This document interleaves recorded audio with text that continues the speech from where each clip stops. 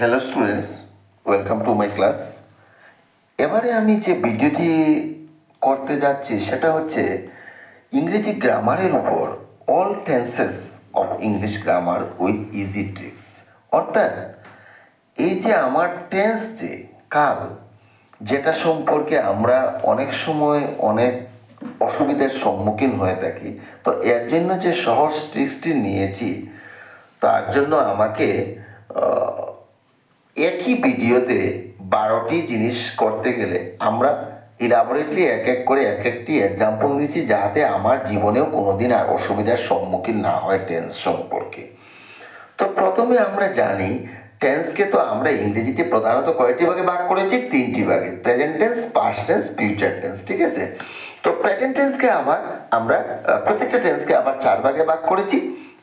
Present indefinite বা যেটাকে আমরা বর্তমানে বলি কি simple present, present indefinite, present continuous, present perfect continuous. In the same way past টেন্সকেও 4 ভাগে ভাগ করেছি, ফিউচার টেন্সকেও আমরা 4 ভাগে ভাগ করেছি। তো এক এক করে আমি ডিসকাস করে যাচ্ছি যাতে আমার আর কোনো ভুল না হয়, এবং তার ইজি ট্রিক্সটা কি সেটাও আমি বিস্তৃতভাবে আলোচনা করছি। যদি আমি প্রেজেন্ট টেন্স এখানে আমি লিখে রেখেছি, টেন্সকে প্রধানত 3টি ভাগে ভাগ করা হয়েছে, প্রেজেন্ট টেন্স, পাস্ট টেন্স এবং কি ফিউচার টেন্স। তো প্রেজেন্ট টেন্সকে আবার 4টি ভাগে ভাগ করা হয়েছে, present indefinite, present continuous, present perfect continuous, তাই না? এটা তো আমরা সবাই জানি। পাস্ট টেন্সকেও সেম, ফিউচার টেন্সকেও সেম। তো আমি এখন ট্রিক্সটা হচ্ছে সিম্পল প্রেজেন্ট, সিম্পল পাস্ট এবং সিম্পল ফিউচার, তাদের প্যাটার্নটা এক নজরে আমার থাক। যদি আমি এক এক করে যদি 4টা করে নামাই, তাহলে কিন্তু প্রেজেন্ট টেন্স শেষ হওয়ার পরে যখন আমরা পাস্ট টেন্সে যাই, আবার ফিউচার টেন্সে গেলে আমাদের মনের মধ্যে ব্রেইনে একটা এলোমেলো সৃষ্টি হয়ে যায়।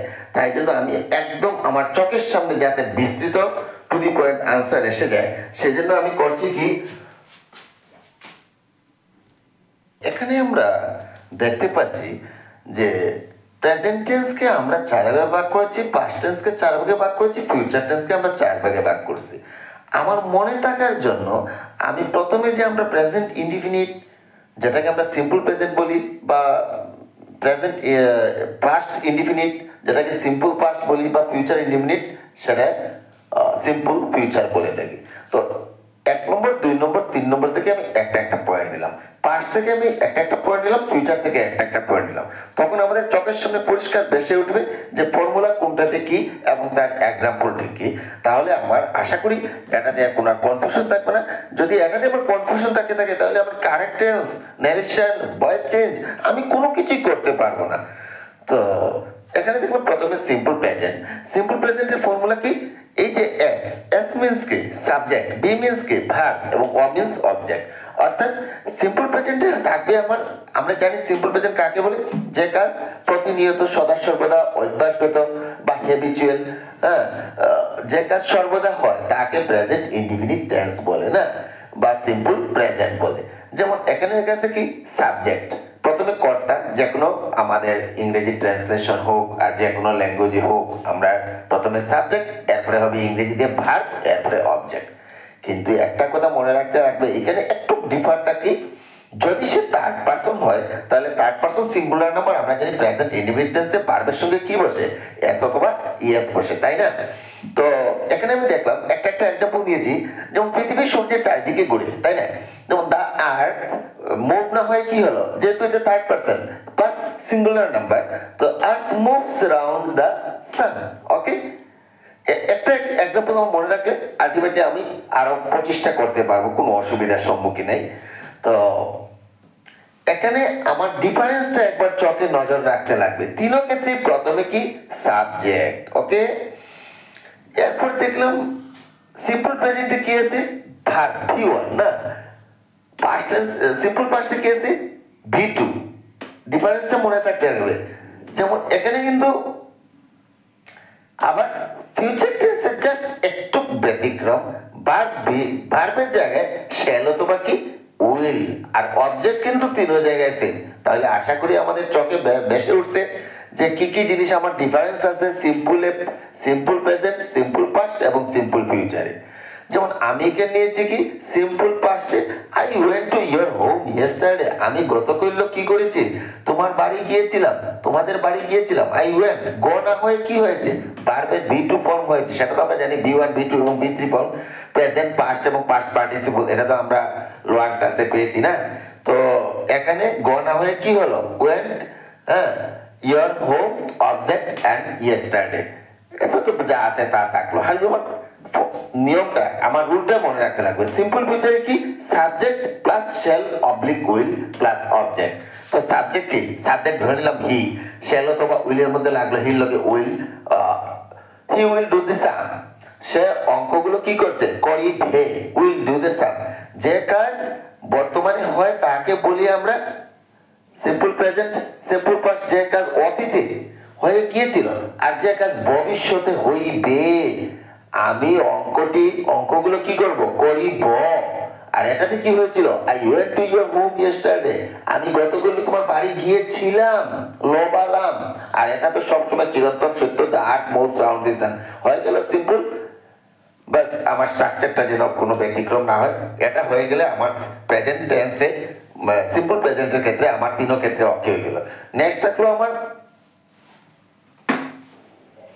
এবারে যে জিনিসটা আমি দেখতে পাচ্ছি, তোমরা কিন্তু এটা ভেবো না কখনো যে প্রেজেন্ট টেন্সকে কি 3 ভাগে ভাগ করা হলো, না, আমি কিন্তু সেটা দেখাতে চাইনি।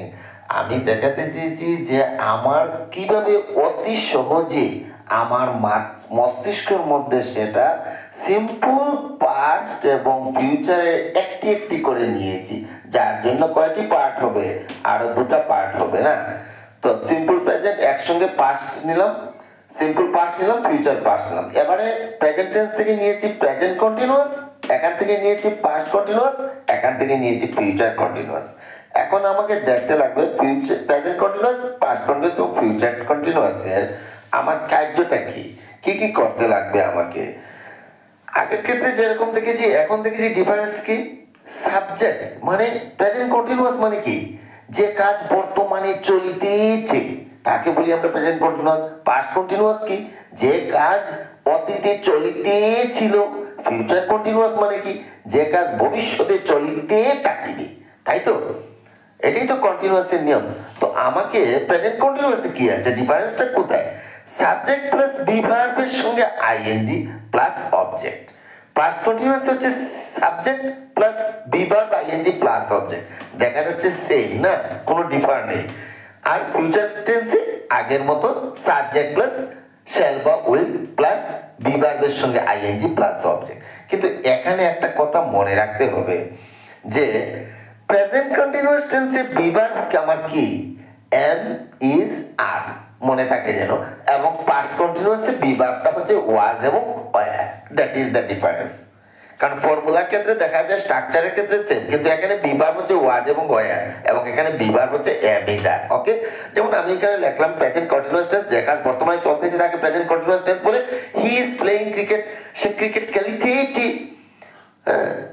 যার জন্য কি হলো এম ইজ আর, হির লগে ইজ লাগলো এবং ভার্বের সঙ্গে আইএনজি যুক্ত হলো প্লাস অবজেক্ট হচ্ছে cricket. Next past continuous tense, যে কাজ অতীতে চলিতেছিল, we are singing a song, আমরা একটি গান গাইতেছিলাম, তাহলে কি হবে সাবজেক্ট উইর সঙ্গে ওয়াজ হবে না, উইর সঙ্গে লাগবে ওয়্যার, এবং সিং হচ্ছে গান করা, সিঙ্গের সঙ্গে যুক্ত হলো আইএনজি এবং এ সং একটি গান যেটা আমরা বলি অবজেক্ট হলো। এবং in the same way future continuous, wish সাবজেক্টের সঙ্গে কি লাগলো শ্যাল অথবা উইল প্লাস বি ভার্বের সঙ্গে ING plus object. They will be playing football, অতীতে যে কাজ চলিতে থাকিবে তাকে বলে ফিউচার কন্টিনিউয়াস। ওকে, নেক্সট আমরা চলে গেলাম এখান থেকে নিব কোনটা, আলটিমেটলি প্রেজেন্ট টেন্সকে তো 4 ভাগে ভাগ করা হয়েছে, পাস্ট টেন্সকে 4 ভাগে, ফিউচার টেন্সকে 4 ভাগে। তাহলে আমরা এখন নিব কোনটা, প্রেজেন্টের পারফেক্টটা নিব, পাস্টের পারফেক্ট নিব, ফিউচারের পারফেক্ট নিব। ওকে, এবারে আমরা আসলাম কোথায়, পারফেক্টে না। তো পারফেক্টের ডিফারেন্সটা আমাকে প্রথমে মনে রাখতে লাগবে। প্রেজেন্ট পারফেক্টের ক্ষেত্রে দেখা যায় কি, প্রেজেন্ট পারফেক্ট হোক, পাস্ট পারফেক্ট হোক, ফিউচার পারফেক্ট হোক, প্রথমে সবের ক্ষেত্রে কি সাবজেক্ট এবং সবের শেষে হবে প্রত্যেকটার ক্ষেত্রে কি আছে অবজেক্ট, তাই না? কিন্তু ডিফারেন্সটা হচ্ছে প্রেজেন্ট পারফেক্টের সময় আমার অক্সিলারি ভার্ব যেটা বিভাগ যেটা আমরা বলি হ্যাভ হ্যাজ। পাস্ট পারফেক্টের সময় শুধু কি হ্যাভ, এবং ফিউচার পারফেক্টের সময় উইল হ্যাভ।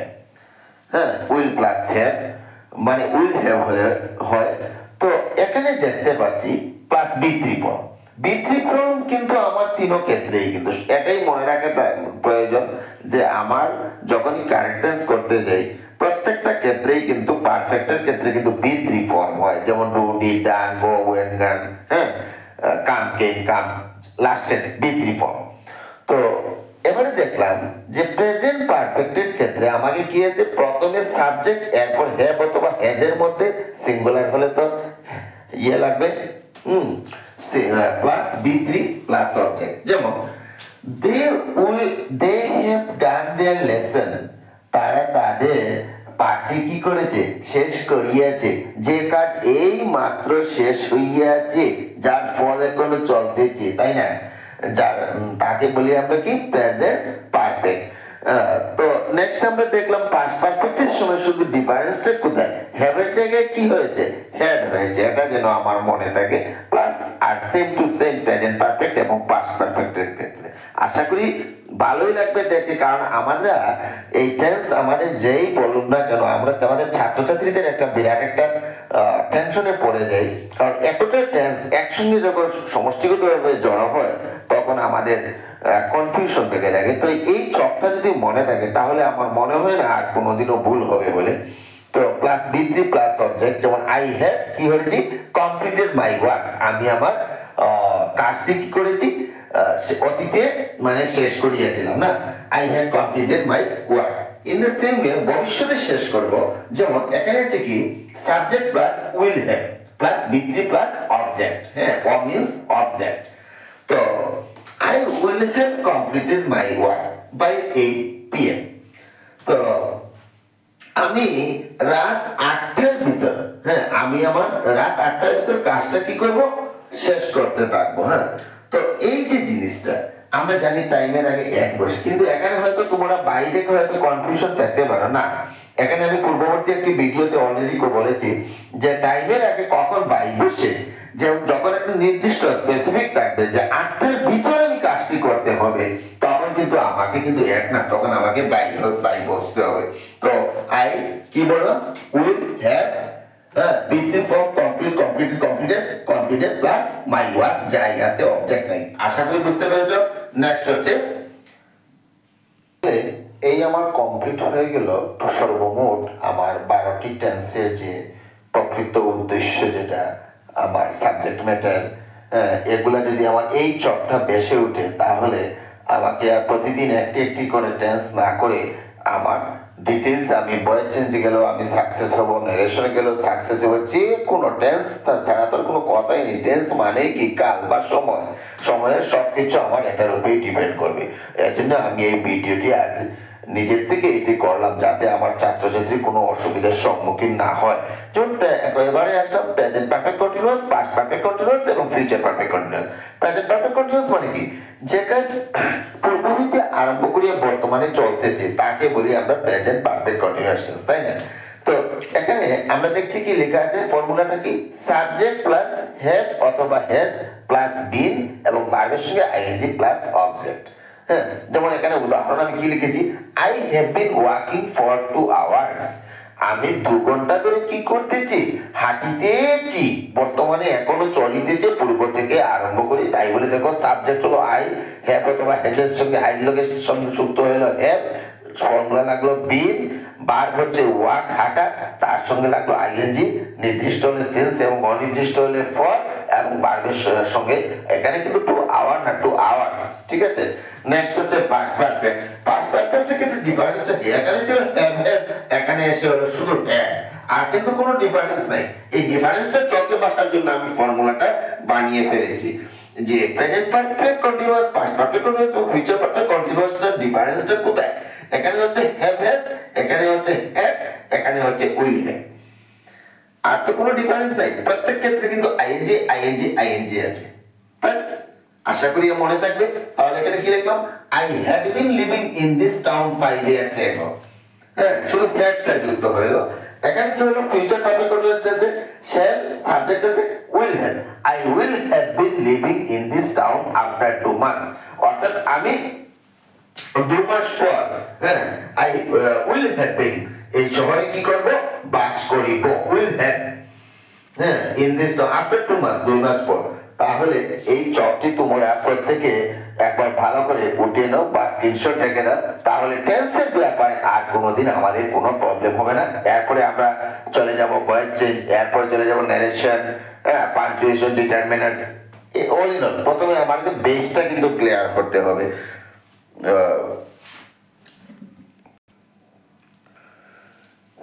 তো আমরা আশা করি টেন্স সম্পর্কে আমাদের আর কোনো ভুল থাকার কথা না।